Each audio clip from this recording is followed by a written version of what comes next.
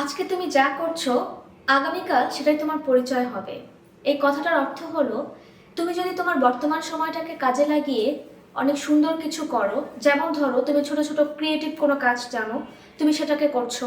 তুমি তোমার পছন্দের কোনো ছোট ছোট কাজ যেটাকে তুমি মনে করছো এখন ধুর এটা করে কি হবে, এটা কোনো ভবিষ্যৎ আছে নাকি, বা তোমার হয়তো আশেপাশের মানুষই বলবে যে এটা কেন করতেছো, এটা তো তোমার কোনো ফিউচার না, এটা দিয়ে তো তোমার কোনো টাকা আসবে না, বা তুমি হচ্ছে এটা দিয়ে কি করবে, কোনো জব পাবে না, বা এটা দিয়ে করণীয় কি তোমার, মানে এই ধরনের কথা যারা বলবে তাদের কথাকে তোমার অবশ্যই এড়িয়ে যেতে হবে।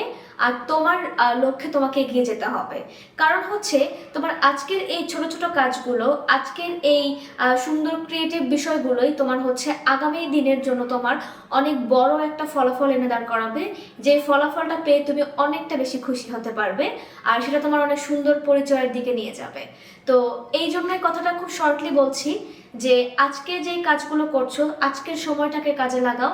আজকের দিনের সময়টাকে তুমি যদি কাজে লাগিয়ে ভালো কিছু করতে পারো, তাহলে সেটা তোমার আগামী দিনের জন্য বা আগামী ইন ফিউচারে যে ভবিষ্যতে তোমাকে তুমি দেখবে, তুমি তখন বুঝতে পারবে যে তুমি এই আজকের দিনটাকে কাজে লাগানোর কারণেই তুমি সেই দিনটা দেখতে পেয়েছো।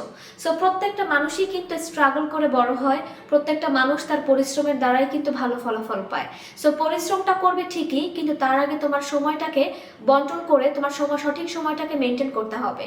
তোমার সময়টাকে ডিসিপ্লিনের মধ্যে নিয়ে আসতে হবে, তোমার সময়টাকে ভালো কাজে লাগাতে হবে।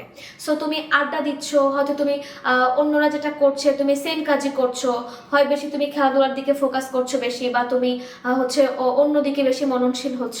কিন্তু না, যেটাতে তোমার মননশীল হলে কাজে দেবে তোমাকে তাই করতে হবে।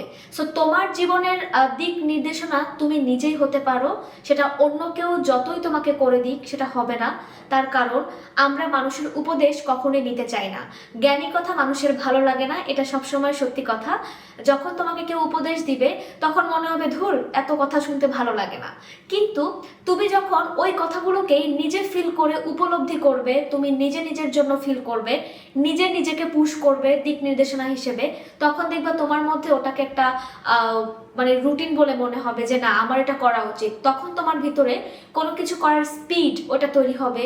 তোমার একটা ভিতরে একটা মানে দৌড়ানোর একটা ব্যাপার থাকবে যে না রানারের মতো আমাকে ছুটতে হবে আমার লক্ষ্যে পৌঁছানোর জন্য, বা আমাকে সাকসেস হওয়ার জন্য, জীবনে কোনো কিছু অ্যাচিভ করার জন্য, ভালো রেজাল্ট করার জন্য, ভালো কিছু করার জন্য ইত্যাদি।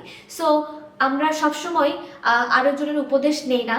তো তাদের জন্যই বলবো, বা আমরা প্রত্যেকেই সমগ্র ব্যক্তিরাই নিজেদের দিক নির্দেশনা নিজেরাই হওয়া উচিত।